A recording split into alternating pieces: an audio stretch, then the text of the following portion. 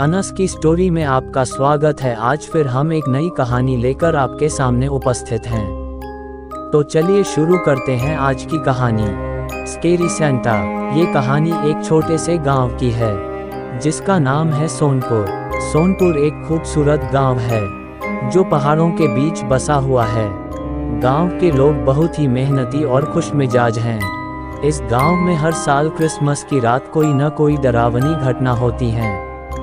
एक बार क्रिसमस के दिन सोनपुर गांव में यह इंसिडेंट एक औरत और उसके लड़के राजू के साथ हुई। उसका नाम शिल्पा था और उसके लड़के का नाम राजू था। एक दिन एक छोटा लड़का जो सिर्फ 9 साल का था, जिसका नाम था राजू, जो अपनी मॉम से नाराज था क्योंकि राजू को बाहर घूमने जाना था, लेकिन उसके पापा सिटी में एक कंपनी में जॉब करते थे और उन्हें टाइम न मिलने की वजह से वह राजू को किसी ट्रिप पर नहीं ले जा पा रहे थे। क्रिसमस की रात राजू बहुत ही गुस्सा था और वह अपनी मॉम से बात भी नहीं कर रहा था। शिल्पा ने सोचा कि वह राजू को गांव के बाहर एक तालाब है, वहां घूमने लेकर जाए। राजू और उसकी मॉम तालाब के लिए निकल गए।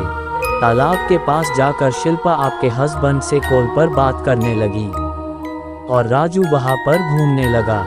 थोड़ी देर बाद राजू ने जंगल की तरफ देखा तो उसे एक पेड़ के नीचे एक निशान दिखाई दिया। वह निशान जंगल की तरफ जा रहा था। जंगल बहुत ही डरावना और सुनसान था। राजू जंगल के अंदर जाने लगा। राजू की मॉम ने जब कॉल काटा और वहां देखा तो उसे राजू कहीं दिखाई नहीं दिया। वह जंगल में अंदर की तरफ जाने लगी। उसे एक पेड़ के नीचे कोई दिखाई दिया। वह उस पेड़ के सामने गई। उसने देखा कि पेड़ के नीचे एक बूढ़ा आदमी बैठा है। वह आदमी सेंटा क्लॉज के कॉस्ट्यूम में था और वह जोर जोर से हंसने लगा। राजू उस आदमी की गोद में था। राजू ने उस आदमी से कहा कि मेरी मॉम मुझे कहीं घुमाने नहीं लेके जाती हैं। वह आदमी जोर जोर से हंसने लगा।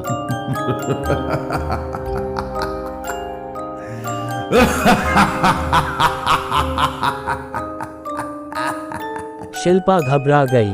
वह बहुत ही डर रही थी। उसने राजू को उस आदमी से लिया और वहां से जाने लगी।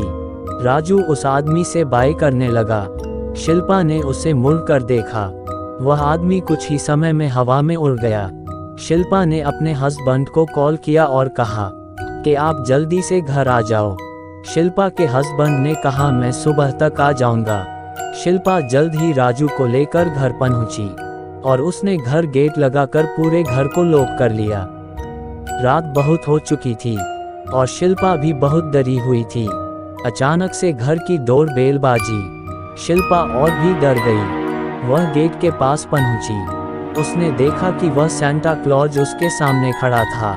सेंटा क्लॉज बहुत ही भयानक और डरावना लग रहा था और वह बहुत जोर से हंस रहा था।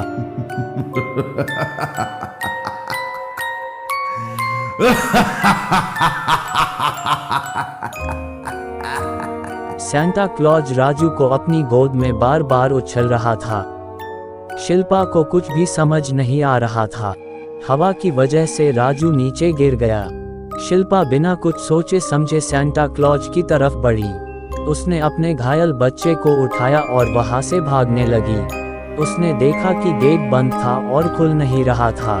उसने खिड़की के कांच को तोड़ा और घर से बाहर निकली। कुछ समय बाद शिल्पा को लगा कि कोई उसका गला दबा रहा है। उसने पीछे मुड़कर देखा।